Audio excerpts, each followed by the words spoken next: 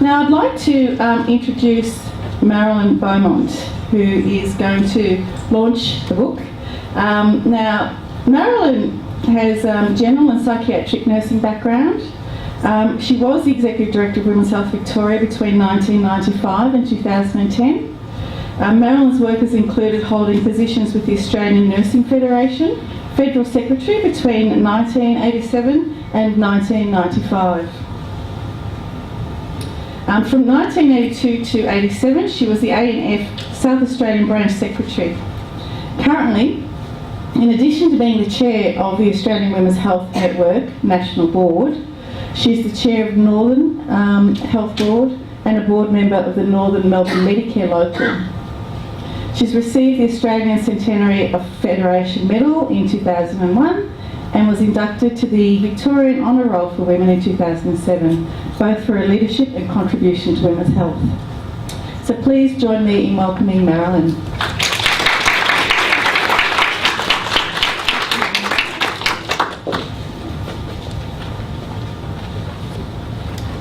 Thank you, Rita. It is my very great pleasure to be here again, one of my places that I called home for a long time.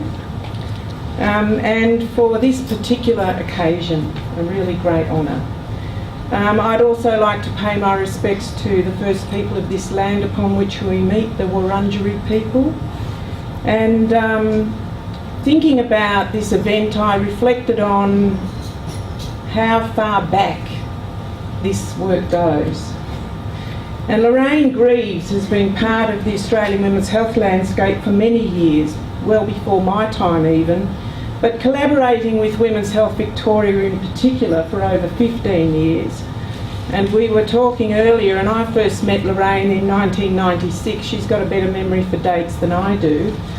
When she was invited to a Quit Victoria function, and we tail-ended that function and decided to launch our smoking, Women's Health Victoria and Women Smoking paper, and I got into conversation with her as we walked down a street in Carlton to have lunch, which was a very good lunch, and we haven't stopped talking since. Now, Nancy Poole I first met when I visited Canada in 2002 on a study tour that Women's Health Victoria suggested I take as a way to think about things in a different environment, and I came back with some extraordinary ideas after deciding that I would travel to Canada and visit the Centres of Excellence for Women's Health in Canada. And I met Nancy when she picked me up and took me on a tour of her town, which is Victoria on Vancouver Island, where some of my meetings were arranged. And I remember we chased the fog that was rolling in from the United States, and we stayed ahead of it, which was an amazingly symbolic thing for me. And we got talking, and we haven't really stopped talking since either. So these conversations and collaborations haven't stopped since, and Lorraine and Nancy are frequent visitors to Australia, and I think really, really good and important participants in the Australian women's health scene, particularly in our national conferences that the Australian Women's Health Network presents. And so Nancy and Lorraine were here present for that a couple of years ago, 18 months ago. I also want to acknowledge the contribution to this work of Anne Pedersen, who is a colleague of Nancy and Lorraine's and who couldn't make the trip to Australia to be with us today, but her contribution to the book has been extraordinary. So in 2008, the British Columbia Centre of Excellence in Women's Health approached Women's Health Victoria. That is, Lorraine and I got into a conversation about collaborating on a project to investigate what might be a women's-centred approach to health promotion. And so began the work to develop this wonderful and I think really timely book.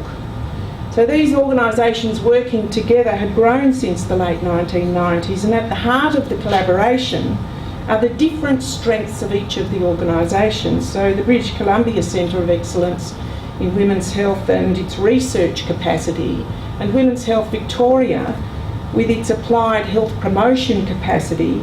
And these strengths, along with other contributions from many other authors, are evident in this book, Making It Better, Gender Transformative Health Promotion for Women. It's the culmination of 5 years of study of health promotion for women. And it seems as if it was a project that was going on forever.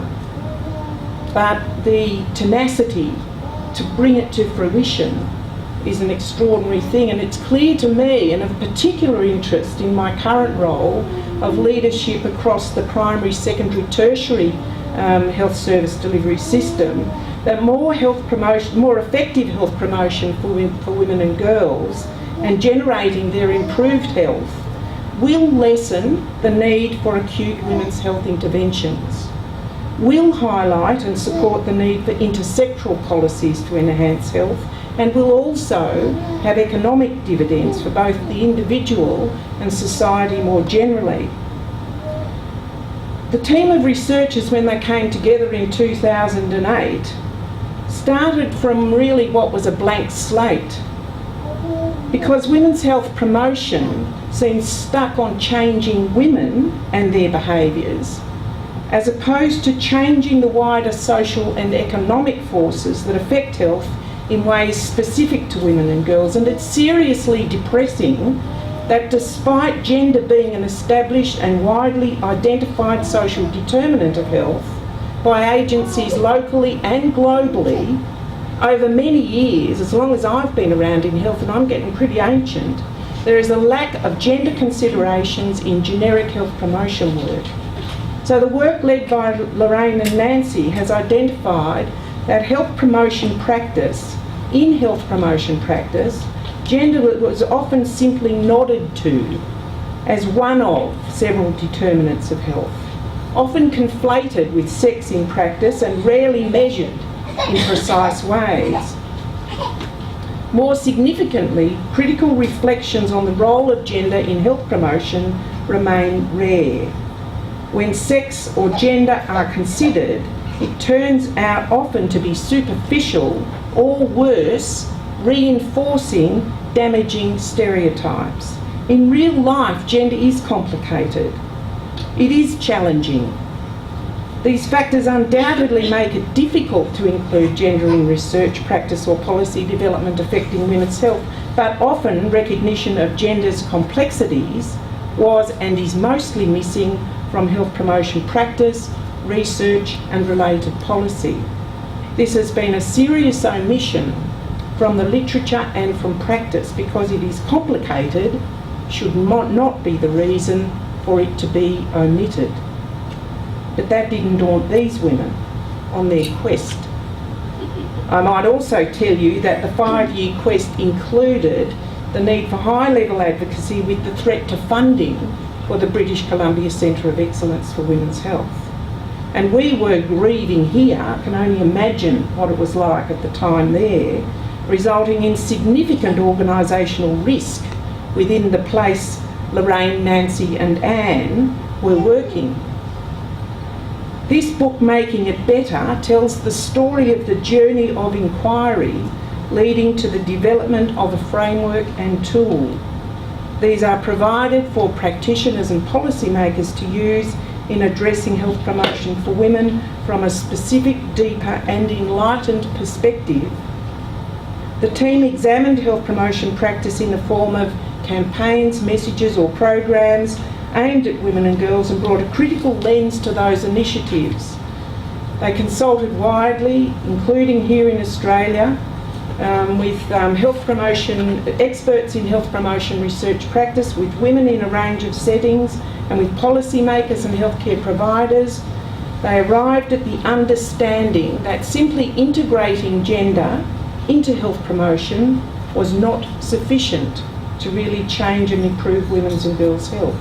What was necessary to improve the status of women and girls at the same time as improving health. And the light bulb moment was realising that much of what passes for gender considerations in health promotion is a reflection of uniform notions of women based on fixed attitudes or beliefs. For example, the assumption that women are concerned about and motivated by their appearance has informed many health promotion campaigns through obesity control, physical activity, tobacco use, and assuming this, that is, that women are only concerned with their appearance, creates more campaigns based on that assumption, reinforcing women and girls' views of their appearance as motivation, and feeds the evidence wheel by setting up research questions to examine these links.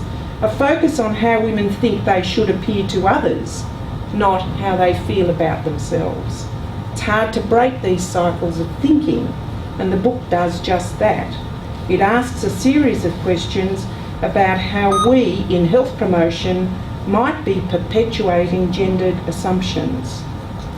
It examines numerous cases of health promotion practice in tobacco control, obesity, physical activity, mental health, heart health, alcohol use and misuse, sexual reproductive health, violence against women, among others, to determine how typical health promotion is often conducted and how gender transformative health promotion might be different.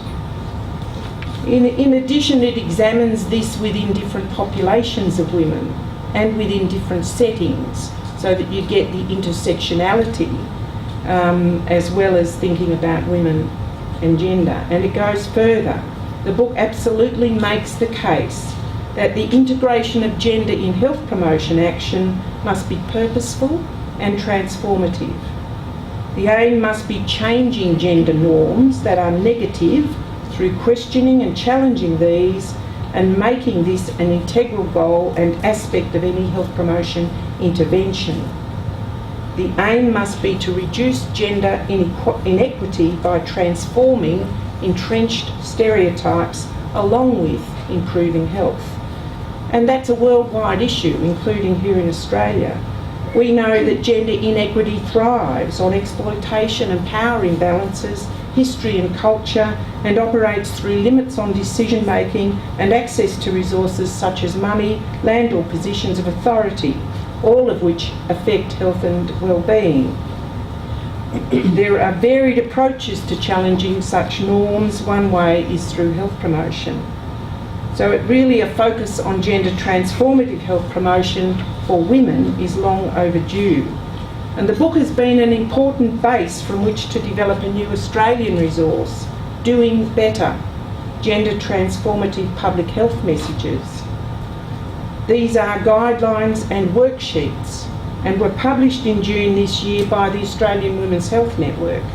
And Lorraine was a key contributor to this. It was incredibly timely that we got some money to do this work at the point in which the development of the book led her mind into thinking about this next piece.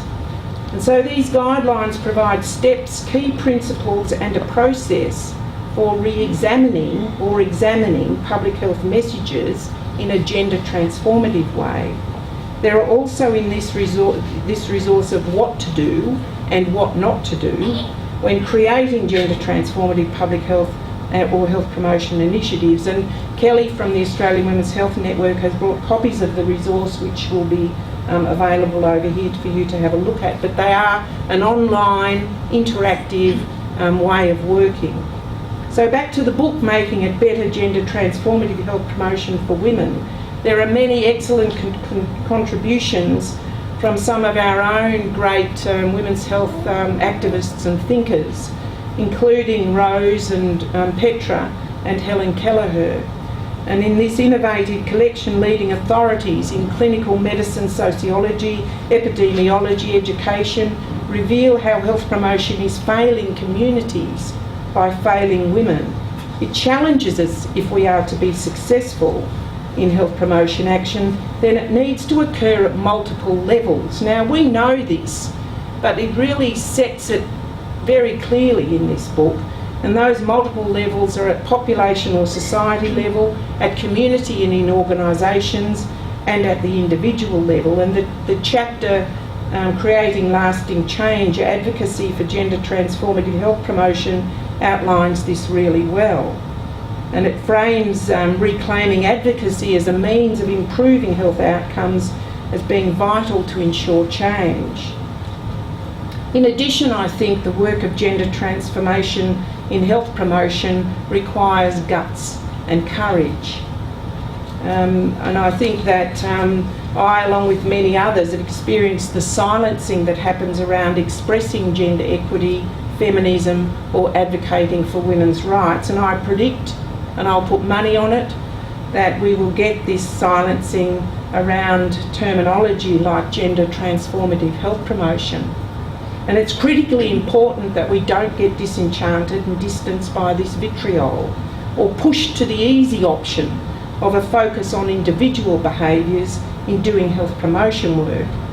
Gender transformative health promotion aims to redefine harmful gender norms, challenge gender stereotypes, and develops and strengthens equitable gender roles and relationships. It's a courageous and timely contribution to the evidence base available to us in making this aim a reality. So implementing the framework is in the hands of policymakers, healthcare practitioners, researchers, communities and women, all of us. This won't happen simply because the evidence for it is overwhelming. It will only happen through strategy, imagination, creativity, courage and passion, and most of all, persistence. I think we've got that in spades.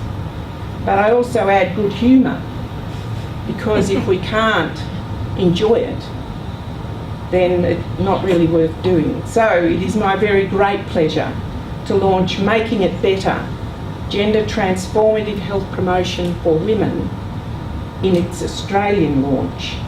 I got that message very clearly. It's going to be launched in a number of places. This is its Australian launch. So thank you for the work that you've done in the book, and it's a great pleasure to have had some role in that. Thank you.